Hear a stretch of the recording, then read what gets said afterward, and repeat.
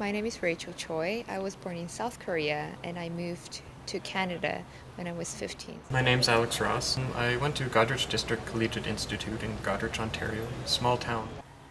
My passion is to communicate with people and move their hearts and their soul. I think a lot of how you feel has to do with what you're playing at the time. I believe in music can touch anyone's heart.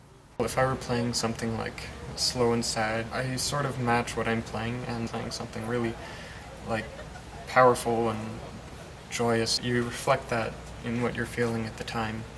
I chose this instrument and I make this instrument to speak through to the people.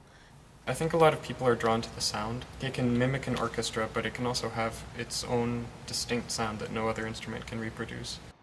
From one instrument, you can get trumpet sound, violin, flute, bassoon. You can even mix them together. It's like you're conducting the orchestra by yourself. In my case, it's the organ.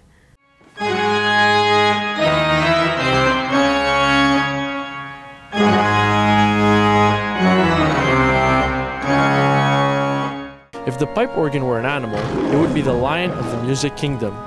One of the most complex human-made inventions, the organ's pipes can tower dozens of feet in height. Like Dracula's stare, this Gothic instrument glamours the listeners with its incredible sounds. An orchestra in itself, the pipe organ, a wind instrument, can be traced back to the 3rd century BC. However, in popular culture, the organ is associated with the phantom from Andrew Lloyd Webber's classic Phantom of the Opera, or the old lady who plays the church organ in the Simpsons cartoon. Organs can be found in churches and synagogues, but with the general decline in religious institutional attendance, what role does this musical instrument play in our society today? Will the organ finally pipe out after 5 centuries of existence? I'm Joey Alfieri, and today, the hills are alive with the sound of organ music.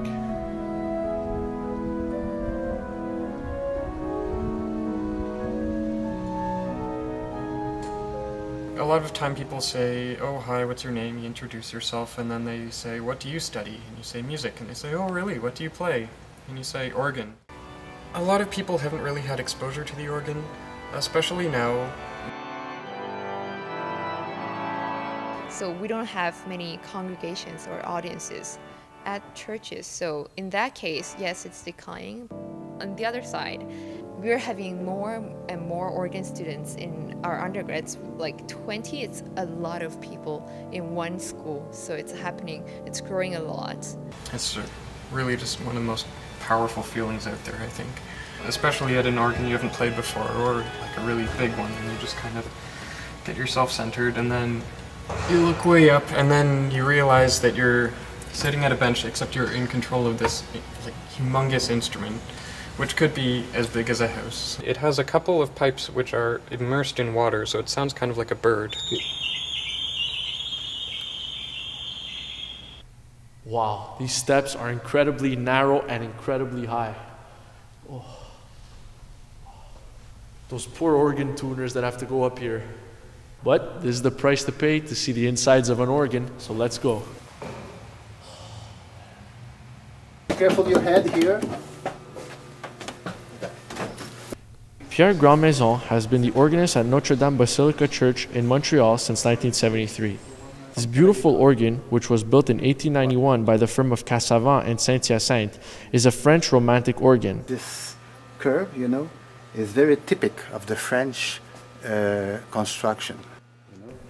This organ has 7,000 pipes, 4 manuals, and a pedal board. For Grandmaison, playing the organ is a way to express his spirituality.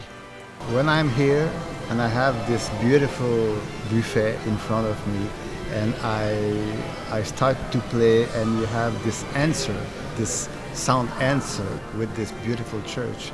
It's something magic, it's something emotional, it's something profound, it's a mythic experience also. And for me, the organ will never disappear. For me, it's impossible.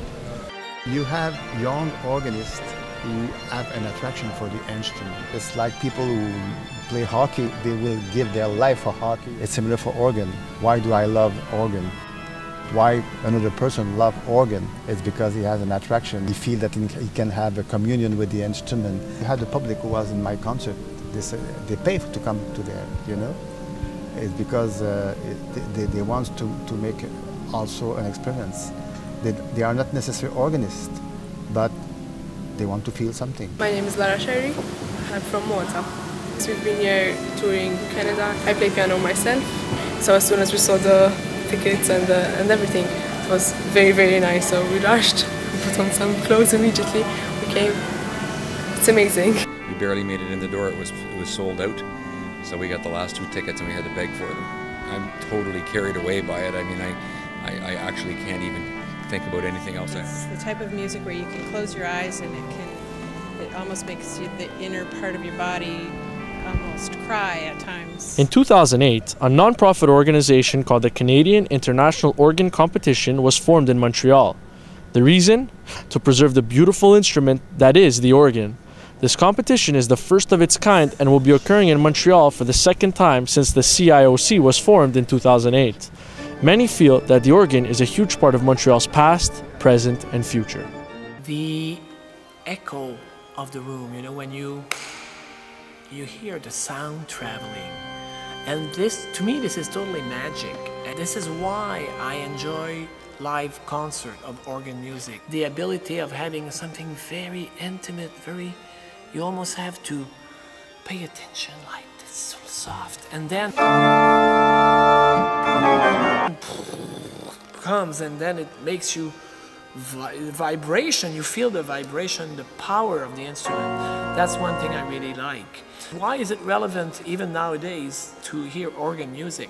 Organs can play any kind of music. For a long time they were associated with church music, with religious music.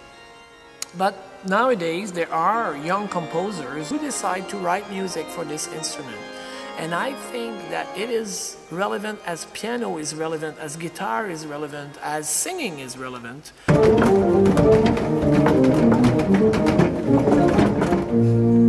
For almost 40 years, John Group, the artistic director of the Canadian International Organ Competition, witnessed a stable interest in organ music as a professor at McGill University. I think bringing a young talent that is international, coming from Portugal, from Sweden, from England, from Germany, everywhere in the world, and they're also going to be playing some compositions that have never been heard in Montreal. That's very exciting, and if you haven't heard a great organ played, you've missed something, so I feel sorry for those people. The organ competition starts October 5th and runs through the 16th. Young organists from all across the world will be playing in various venues across Montreal for the chance to win up to $72,000. Admission is free, so you have no reason not to come and see and hear some of the greatest young organists from across the world. Look, no hands.